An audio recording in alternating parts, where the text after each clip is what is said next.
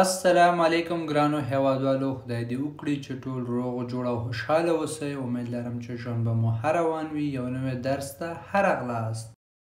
نن زموږ د درس موضوع دی اغاشي، یعنی د اغاشي فعل څه معنا لري، څنګه په پریزون کې کنجوګي کړو او څنګه د اغاشي فعل په جملو کې استعمال کړو. دا ټول په دې درس کې تشریح کوم. ویډیو تر اخره را سره وګورئ.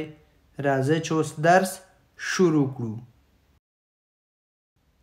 اغاشي، اغاشي معنا نړول،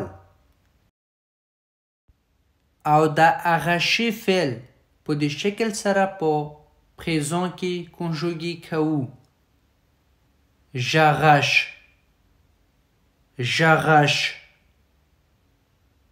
ژغش زه نړوم. چو اغش، چو اغش، چو اغش تو نړوي. ایل اغش، ایل اغش، ایل اغش هغه نړوي. ال اغش، ال اغش، ال اغش هغه نړوي. ال جنې لپاره استعمالیږي. نو اغشون، نو اغشون، نو اغشون مونږ نړوو. vous arrachez، vous arrachez، vous arrachez تاسو یې نړوئ. ils arrachent، ils arrachent، ils arrachent هغوی نړوي. elles arrachent، elles arrachent، elles arrachent هغوی نړوي. ښځو لپاره استعمالیږي.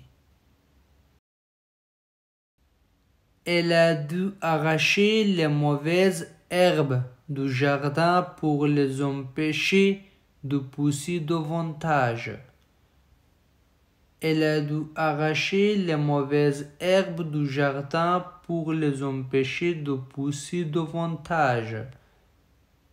Elle a dû arracher les mauvaises herbes du jardin pour les empêcher de pousser davantage.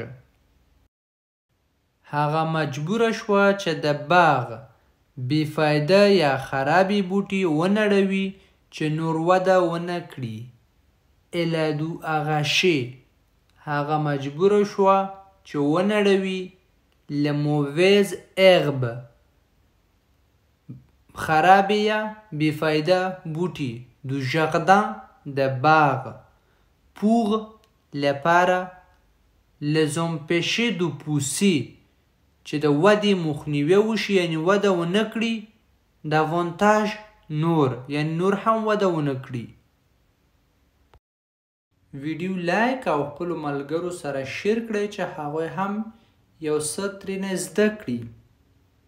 او همداسې نورو ویډیوګانو لپاره زموږ یوټیوب چینل سبسکرایب کړئ او زنګ په علامه باندې کلیک کړئ چې هر کله مونږ یو نوی درس شیر کړو نو تاسو لپاره یو نوټیفیکیشن یا خبرداری درشي او ویډیو ووینئ.